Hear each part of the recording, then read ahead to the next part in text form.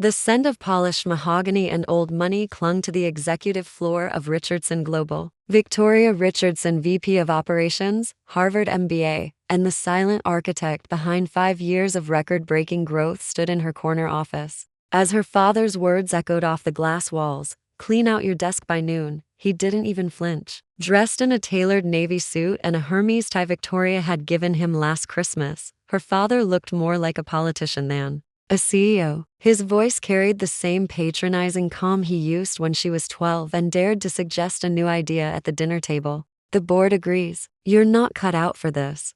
Behind him, the skyline loomed. Victoria's name was still on the frosted glass of the door. "For now," he continued, "the family legacy needs stronger hands. Michael will take over." Michael? Of course. Her older brother, the golden boy with a string of botched projects behind him and a talent for spin. The same Michael who nearly tanked the Tokyo division but somehow failed upward into yet another executive title. Victoria nodded, lips pressed into a calm smile. Understood. She turned back to her desk, sorting through the evidence of 5 years of sweat and sacrifice, sustainability initiatives, tech integration plans, emerging market strategy proposals, all dismissed because they weren't how we've always done things. She carefully slid personal items into a box, a silver photo frame of her and her late grandmother, a ceramic tea mug, and her minimal decor. The real assets, the documents, the research, the intel were already locked away in her encrypted server. Her phone buzzed. "Elena Legal. Documents ready. Operation Phoenix greenlit. Waiting on your call." Victoria typed only 2 words in reply. "Proceed now." Across the room, her father hesitated, thrown off by her lack of resistance. He'd expected tears or some emotional plea. That's what they all expected from her. A daddy's girl, who couldn't survive outside the protective umbrella of the family empire. He added, "The severance package is generous. Enough to start something small." She smiled. "That's thoughtful. I'll consider it." He had no idea. Phoenix Capital, the boutique consultancy she had launched 2 years ago, was now a ghost network of shell companies and investor pools that had been steadily acquiring Richardson Global stock under anonymous holdings. She walked past him. "Good luck with the Anderson merger," she added casually. His head jerked up. "How do you know about?" "Just a guess." She didn't mention the months she'd spent documenting Anderson's price-fixing practices, offshore accounts, and backdoor deals enough to sink the entire deal in one leak to the SEC, or that she'd already met with Anderson's CEO last week. Her phone buzzed again. Asian markets closed. Final batch secured. Europe opens in 3 hours. As she stepped into the elevator, she took one last look at the office her father thought he'd stripped away from her. What he didn't know was that she wasn't leaving empty-handed. She was burning the foundation and rising from it. The heavy doors of Richardson Global closed behind Victoria with a finality that felt less like exile and more like liberation. Outside, Manhattan pulsed as always, horns blared, people rushed, taxis surged, but Victoria walked with deliberate calm. She wasn't defeated. She was detonating a plan years in the making. Her assistant, Daria, waited by the car with a tablet in hand. "It's done?" she asked, eyes searching Victoria's face. Victoria nodded. He handed it to Michael. Daria didn't hide her contempt. The one who nearly cost the company $28 million in the Brazil expansion. Victoria smirked. "Exactly." They slid into the black SUV, privacy glass up. Inside, the tablet flickered to life with a live dashboard of holdings, asset transfers, and legal updates. Phoenix Capital's web was active. "Europe's board votes in 4 hours, Daria said. "All proxies are in position." "And the whistleblower file?" "Encrypted and scheduled to release to the SEC, Bloomberg, and the Financial Herald." The moment you hit confirm, Victoria tapped a glowing red button on the screen. "Let's light the match." 3 years earlier, the first time her father dismissed her was over lunch at the Harvard Club. She had just presented her plan for digital transformation and overhaul to bring Richardson Global into the AI-driven future. He'd laughed lightly, slicing into his steak. "Sweetheart, business isn't about tech fads. It's about legacy, family, control." It was the first time the idea struck her. If legacy meant stagnation, maybe legacy needed new blood. Her blood.so began Operation Phoenix, her secret project named after the mythical bird that burned and rose stronger. She started small, quietly,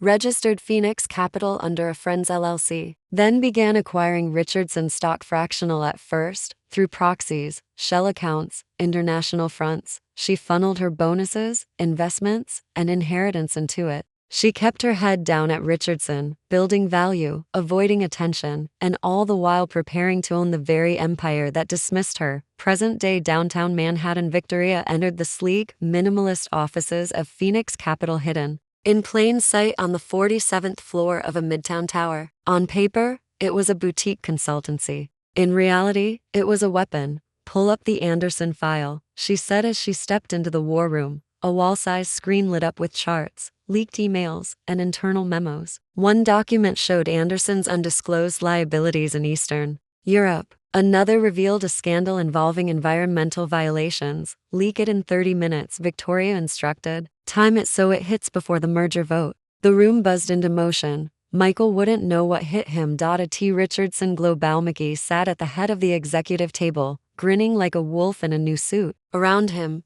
board members buzzed about the Anderson merger. It would be the biggest move in the company's history. "This merger cements our dominance in Europe," he said, tapping a pen against the glossy conference table. Someone's phone vibrated. Then another, and another.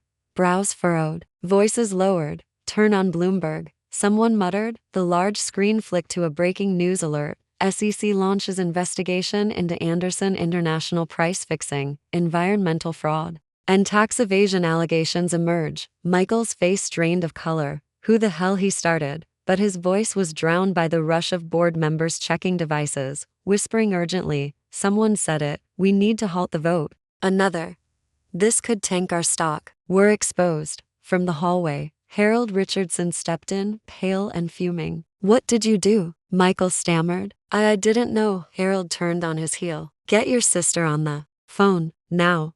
But Victoria didn't answer. She was already in a meeting with new partners, investors who had waited for this very moment. "The public fallout begins today," she told them. "By next week, stock will be tumbling. By next month, we'll buy enough to take control." One of the investors, a venture capitalist from Dubai, raised an eyebrow. "And the board?" "Shaken," Victoria said, her tone crisp. "They'll be looking for new leadership." "You?" he asked. She smiled faintly. "Not yet. First, they need to see what happens when you back incompetence over vision." Late that night, Victoria sat on the rooftop garden of her penthouse, looking out over the city. The media storm was exploding. Twitter trends, breaking news, leaked documents, analysts calling it the fall of a titan. She sipped her tea and opened her grandmother's old journal. Inside was a quote she'd highlighted as a girl.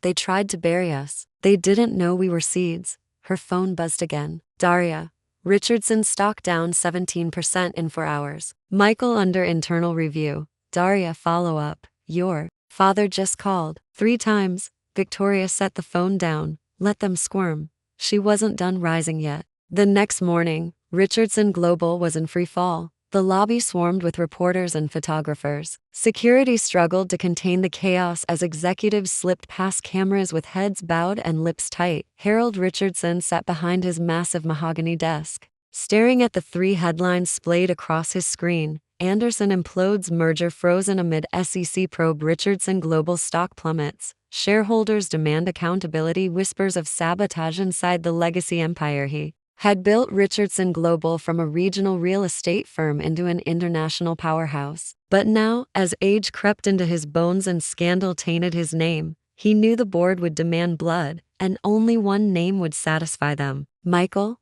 the golden boy, the one he trusted with his throne. Harold picked up the phone. "Find Victoria. I don't care what it takes." Meanwhile, Victoria was 3 blocks away, sitting across from an old ally in a quiet, upscale cafe. Gwen Lassiter, former head of compliance at Richardson, now Phoenix Capital's director of intelligence, sipped her espresso and slid a file across the table. "Whistleblowers are coming out of the woodwork," Gwen said. "Turns out Michael's been doctoring performance reports for years." "You were right."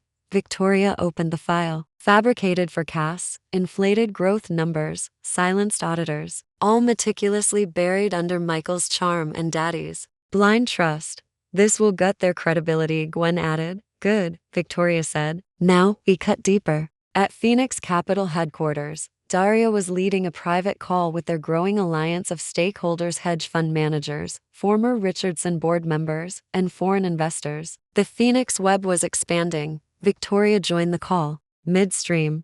"Gentlemen, here's what happens next," she began, tone measured and calm. "We begin a quiet, aggressive acquisition of Class A Richardson shares. We now control 14%. We need 7% more." An old-school investor from Zurich spoke up. "They'll fight you. They already are," Victoria replied. "But by the time they realize what's happening, I'll be sitting at the head of their table. And Michael?" She smiled slightly. "By the end of next week, he'll be begging for an exit package." At Richardson Global, Michael was unraveling. Board meetings became interrogations. Shareholders were furious. Emails leaked. Investors panicked. Internal investigations began. He stormed into Harold's office, red-faced and desperate. "This is a hit job," he shouted. "Someone's orchestrating this." Harold barely looked up. "They don't orchestrate collapses like this from the outside unless someone inside gave them the material." Michael blinked. "You think I gave it to them?" "I think you gave them the ammunition when you decided being clever mattered more than being honest," Harold snapped. Michael slammed his fists on the desk. "This is Victoria, isn't it?" "That stopped Harold," Michael continued. "Don't you see it? She's behind this. She's been planning it ever since you picked me." Harold stared, silent. For the first time, he wondered if his daughter, the one he dismissed, who never raised her voice, was capable of this level of strategy, and if so, maybe she was the one who should have been in charge all along. That evening, Victoria walked into the penthouse meeting room of Phoenix Capital where a single figure waited: Ellis Harlow, a venture magnate and the former Richardson board chairman. Before being pushed out by Harold 5 years earlier, "Miss Richardson," Ellis said, standing to greet her with a rare smile. "It's time, isn't it?" "It is," she said. Ellis slid over a leather folder. "Here's the final 9%. Between us, your loyalists on the board, and proxies, that puts you over 51. Victoria didn't hesitate. She signed. She now owned Richardson Global. Today's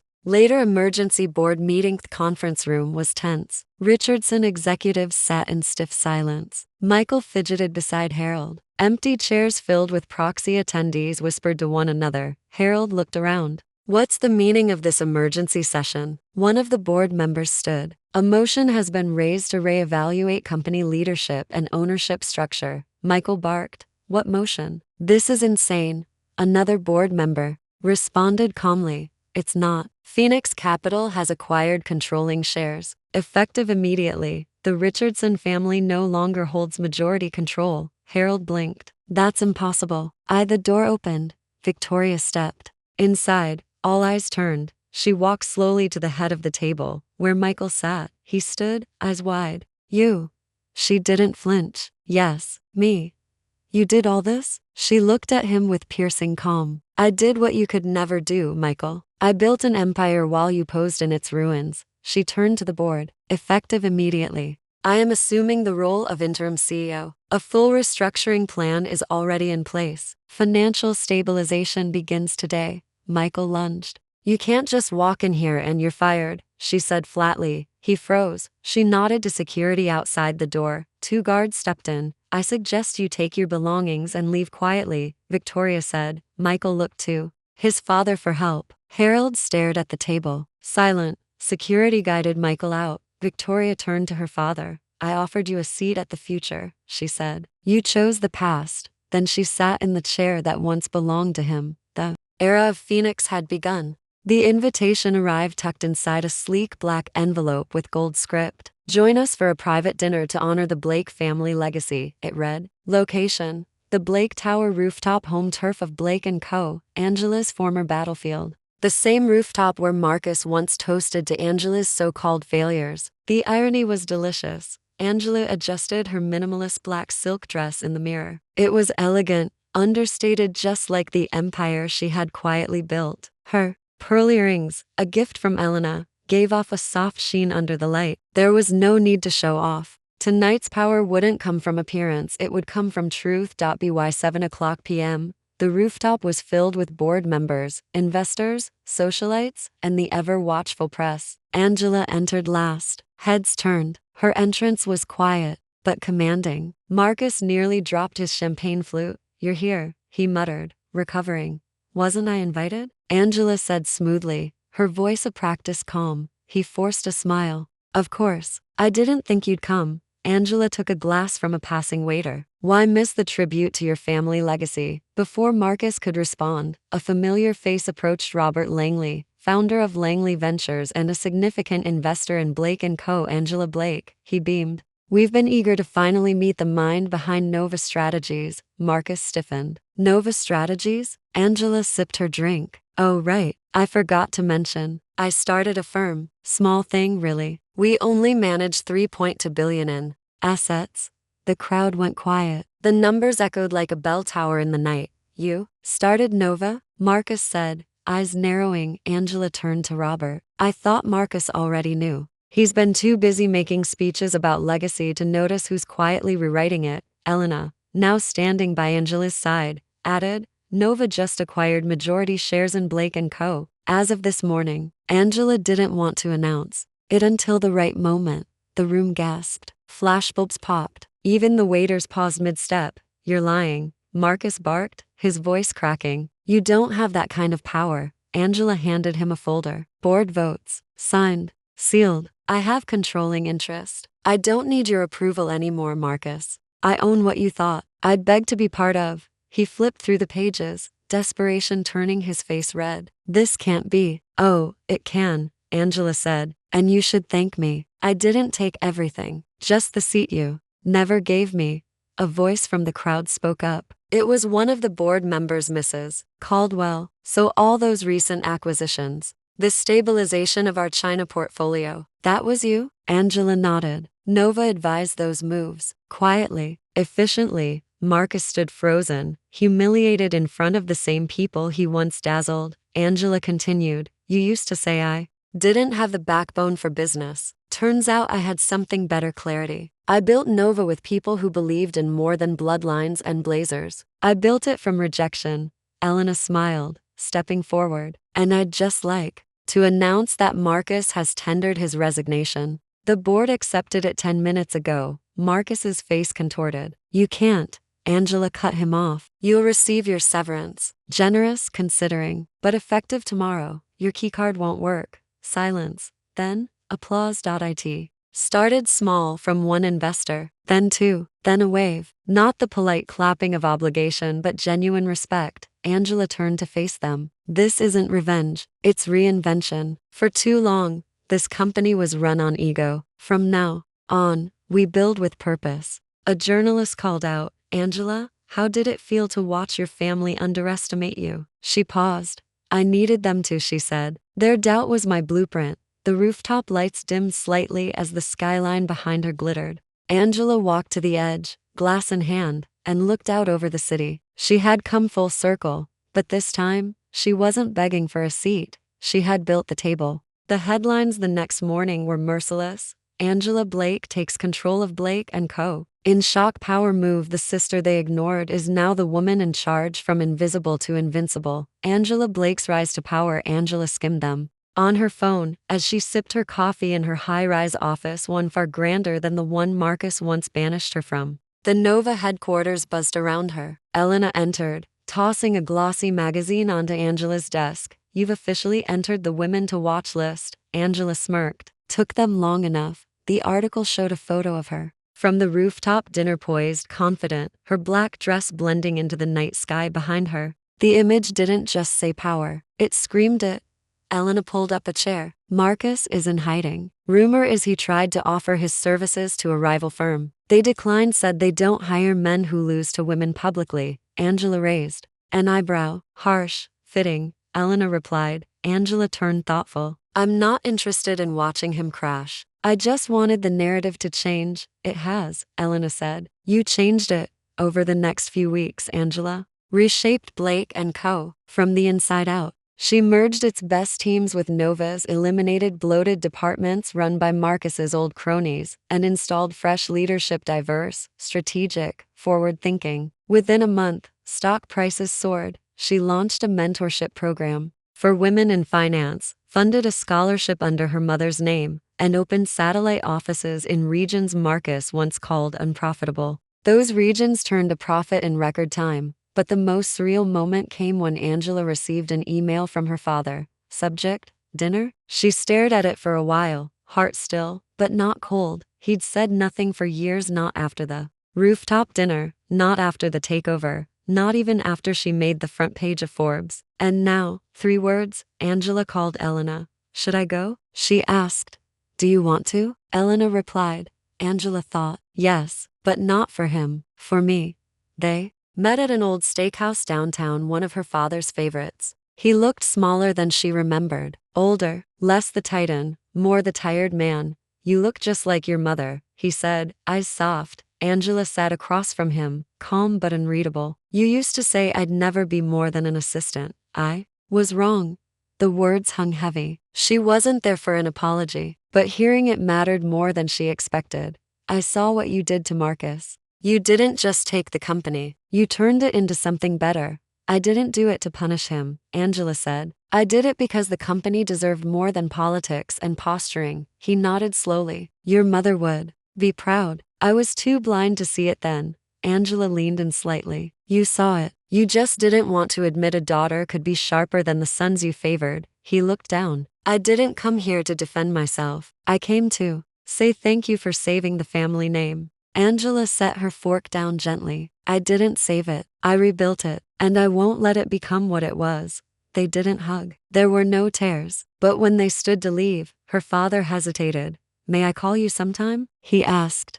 You can try, Angela said, with a faint smile. That night, Angela stood alone on the Nova balcony overlooking the city. The wind played with her hair as traffic glowed below like rivers of fire. She wasn't chasing legacy anymore. She was one. Elena joined her, holding 2 glasses of wine. To the woman who was never invited to the table, Angela accepted the glass. Because she was too busy building her own, Elena finished. They clinked glasses. Angela looked out into the future, no longer defined by what she wasn't, but by everything she had become, a visionary, a leader, and a symbol that quiet strength often writes the loudest history. Her story wasn't about revenge. It was about reclamation, and she'd just begun.